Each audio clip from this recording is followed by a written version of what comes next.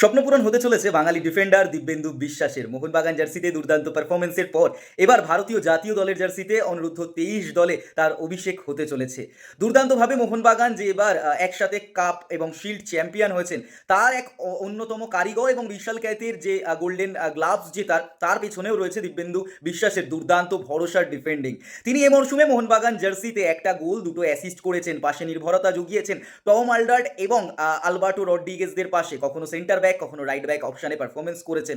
তিনি অত্যন্ত ম্যাচুরিটির সাথে মোহনবাগানকে উতরে দিয়েছেন। হ্যাঁ, অবশ্যই মোহনবাগানের নির্ভরযোগ্য ডিফেন্ডার আনোয়ার আলী বেরিয়ে যাওয়ার পর মোহনবাগান সেই জায়গাটা কিভাবে পূরণ করবে, বিদেশি দুই অভিজ্ঞ ফুটবলারের পাশাপাশি বা তাদের একজনের পাশে এই জুনিয়র দিব্যেন্দু কিভাবে নিজেকে মেলে ধরবেন, সে সময় যখন প্রশ্ন উঠছিল সে সময় আনোয়ারকে রিপ্লেস করে দিয়েছেন তিনি।